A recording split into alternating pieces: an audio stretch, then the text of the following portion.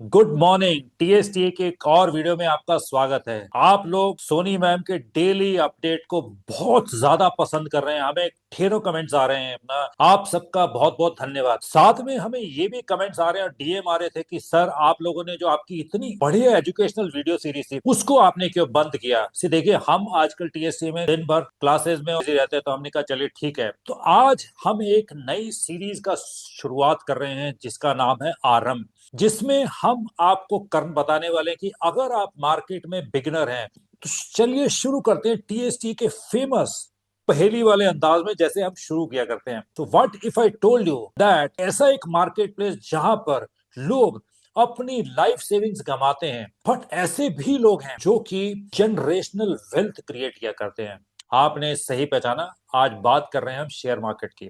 Beginners की बात करेंगे आज हम, बेसिक कंसेप्चुअल स्टेज पे बात करेंगे कि शेयर मार्केट क्या होती है, इसकी संरचना क्या है, इसमें कौन कौन मार्केट प्लेस हैं। So think of share market as a market place, okay, जहां पर हम कुछ खरीदते हैं कुछ बेचते हैं। अज्यूम कीजिए जैसे वेजिटेबल मार्केट होता है, ग्रोसरी मार्केट होता है, यहां पर हम अपना कंपनीज में शेयर खरीदते हैं। मतलब जब हम शेयर्स खरीदते हैं तो हम कंपनी में भागीदार बन जाते हैं। इसको एक एग्जांपल से हम और इजी कह देते हैं। अज्यूम कीजिए एक कंपनी है जिसका नेटवर्थ है 1 करोड़, ओके। उसको डिवाइड कीजिए 100 से, 1 लाख शेयर उसके इशू होते हैं। नाउ आप 100 रुपीज वैल्यू के 100 शेयर खरीदते, 10,000 रुपीज के आप शेयर खरीद लेते हैं, तो आप उस कंपनी में 0.1% की भागीदार बन जाते हैं। जब भी कुछ कॉर्पोरेट एक्शन होता है आपको उसमें बेनिफिट्स मिलते हैं। नाउ अज्यूम कीजिए इस कंपनी का वैल्यू विद इन 1 वीक आपका 2 करोड़ हो जाता है। तो इसका मतलब आपका जो इन्वेस्ट 10,000 जो था आपका वो 20,000 हो गया। बट जैसा हमने कहा ये एक बिजनेस की तरह है, राइट नाउ। जैसे बिजनेस में आपका फायदा हो सकता है वैसे नुकसान भी हो सकता है। कंपनी शेयर्स क्यों बेचती है? आज अगर कोई कंपनी बिजनेस ग्रो करना चाहती है, बिजनेस को ग्रो करने के लिए उनको वर्किंग कैपिटल का जरूरत होता है। नाउ वर्किंग कैपिटल कोई भी कंपनी दो तरीके से कर सकती है। चलिए इसको भी एक एग्जांपल से समझाते हैं। सपोजिंग आपका एक टी शॉप है जहां पर आप 1,000 रुपए की चाय डेली बेचते हैं। अब आपका बिजनेस इतना अच्छा चल रहा है, कस्टमर्स आपके प्रोडक्ट को बहुत पसंद कर रहे हैं, आप इस बिजनेस को ग्रो करना चाहते हैं, आप इसको आगे 10 दुकान और बढ़ाना चाहते हैं। नाउ इसमें आपके पास दो तरीके हैं। कैसे? आप इसमें लोन ले सकते हैं, उसमें आपको इंटरेस्ट देना पड़ेगा। सेकेंड तरीका क्या है कि आप उसमें शेयर्स इशू करें जिसके बनस्पत आपको वर्किंग कैपिटल मिलेगा। नाउ ये शेयर्स कैसे होता है? आप जब भी पहली बार आप मार्केट में जब आप रेज करते हैं तो इसको कहते हैं आईपीओ, इनिशियल पब्लिक ऑफर। तो इसके थ्रू कर सकते हैं। नाउ ये बाइंग और सेलिंग कैसे होती है मार्केट प्लेस में, ये एक्सचेंजेस कैसे होती हैं?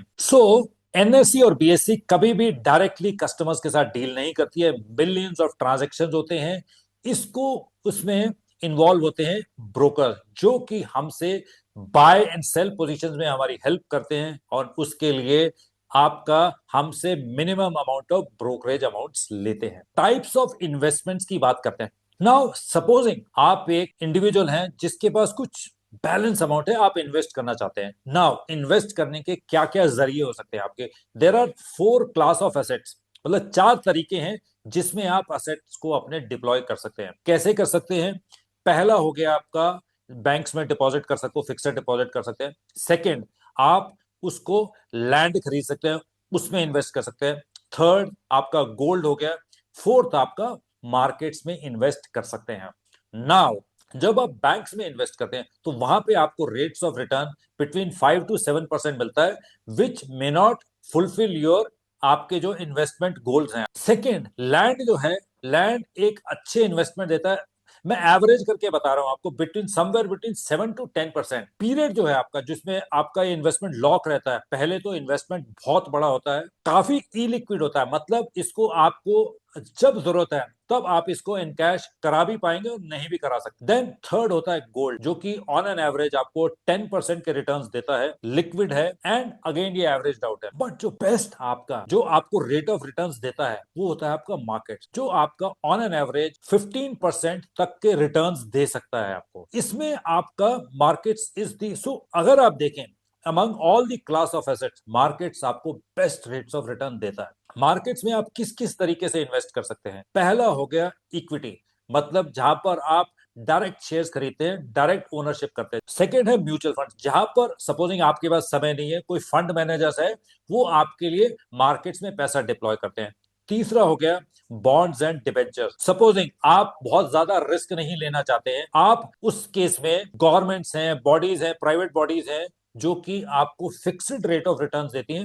एंड फोर्थ है आपका डेरिवेटिव, जिसमें आपका आता है फ्यूचर्स एंड ऑप्शन, जो कि एक नेक्स्ट लेवल का, अगर आपका इन्वेस्टमेंट गोल ज्यादा है, आपका रिस्क एपिटाइट ज्यादा है, ट्रेडिंग की अच्छी नॉलेज रखते हैं, बट इसमें हमारी आपको एक एडवाइस रहेगी कि कृपया अगर आप बिगिनर हैं तो कभी भी आप अपना डेरिवेटिव से स्टार्ट मत कीजिए, स्टार्ट विद इक्विटी, बिकॉज उससे आपको एक्सपीरियंस मिलेगा and if as you gain experience you can go to derivatives also. अब बात करेंगे हम टाइप्स ऑफ ट्रेडिंग के। ट्रेडिंग में जैसा हम जानते हैं डिफरेंट टाइम फ्रेम्स होते हैं, मतलब अगर आप बहुत एक्सपीरियंस ट्रेडर हैं, हो सकता है आप मिनट्स में ट्रेड्स लेते हो एंड एग्जीक्यूट करते हो, उसे कहते हैं स्कैल्पिंग। सेकंड होता है आपका इंट्राडे ट्रेडिंग, मींस आपका जो यहाँ पे ट्रेडिंग विंडो है that can be from hours to a day, मतलब आप दिन में ट्रेड लेते हैं और आप एग्जीक्यूट भी कर देते हैं, मतलब आप आउट हो जाते हैं अपने ट्रेड से। थर्ड हो गया आपका स्विंग ट्रेडिंग। स्विंग ट्रेडिंग में आपका जो ट्रेडिंग होराइजन है वो आपका टाइम फ्रेम हो सकता है from days two weeks. Okay, इसमें एग्जांपल हो गया, सपोजिंग आप निफ्टी में ट्रेड करते हैं, सेंसेक्स में करते हैं, तो you come in the category of swing traders. Then होता है आपका पोजिशनल ट्रेडर। पोजिशनल ट्रेडिंग बोले तो आपका जहां पर जो आपका इन्वेस्टमेंट होराइजन है, जो जो आप ट्रेडिंग करते हैं, that can be between weeks two month, इसमें आपके फ्यूचर्स आते हैं, राइट, एंड इक्विटी में। देन हो गया लॉन्ग टर्म इन्वेस्टिंग, जहां पर आप बेसिकली, ये प्योरली इक्विटी है, जहां पर आपने अपने कुछ चुनिंदा शेयर खरीदे जो रिसर्च करके करते हैं एंड देन आप उसको करके भूल जाते हैं, बीच में जाके आप देख सकते हैं कि how it is moving and accordingly take this. अब बात करते हैं about demat account and market participants. Now ये सब तो हमने जान लिया, अब अगर हमें मार्केट में शुरू करना है तो हमें लगेगा demat account. Now demat account, जब हम 1990s की बात करें तो ये सब कुछ पेपर फॉर्म में होता था, it was very cumbersome and risky also. मतलब अगर आपके घर में चोरी हो गई, कुछ फायर हो गया, कुछ भी एपिसोड हो गया, आपके एरिया में फ्लड आ गया, तो ये सब पेपर फॉर्मेट में होता था। आप ब्रोकर हैं, आपके लिए बड़े बड़े कमरे लगते थे जहां पे आपको स्टोरेज करना पड़ता था। बट 1990s में गवर्नमेंट ने डिसाइड किया कि इसको डीमेटेरियलाइज किया जाएगा, तभी इसका नाम डीमैट अकाउंट पड़ा।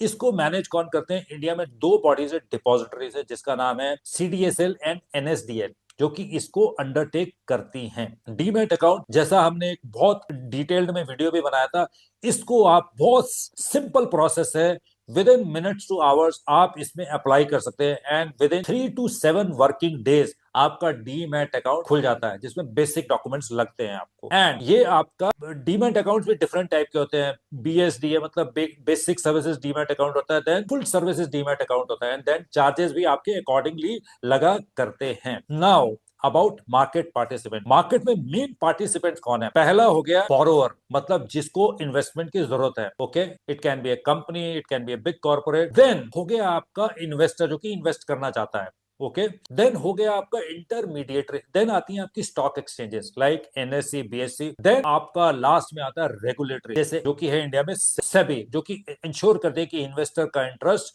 सिक्योर्ड रहे। अब कुछ बेसिक टर्मिनोलॉजीज है जो हमें पता होनी चाहिए। अक्सर आप सुनते होंगे कि बुल मार्केट, बुल मार्केट बोले तो मार्केट का अप ट्रेंड की तरफ होता है अपना। ओके, नाउ बुलिश क्यों कहते हैं इसको? जैसा हम जानते हैं जब भी बुल लड़ता है तो वो सींग ऊपर करके लड़ता है, तो that is why it is called as bull. Now bearish, bearish जो है अपना, बेरिश मतलब मार्केट जब डाउन ट्रेंड की तरफ होता है, राइट। ओके, तो बेरिश, तो दैट बेर अगर आप देखेंगे तो उसका हमेशा डाउन की तरफ होता है, that is why it is bearish.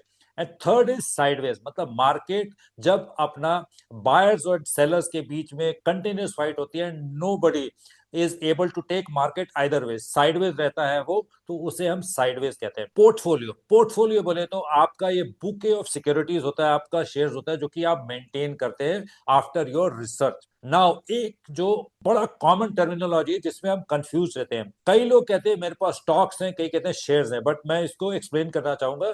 अगर कोई कहे कि मेरे पास स्टॉक्स है, it means he is holding variety of shares, एक शेयर नहीं।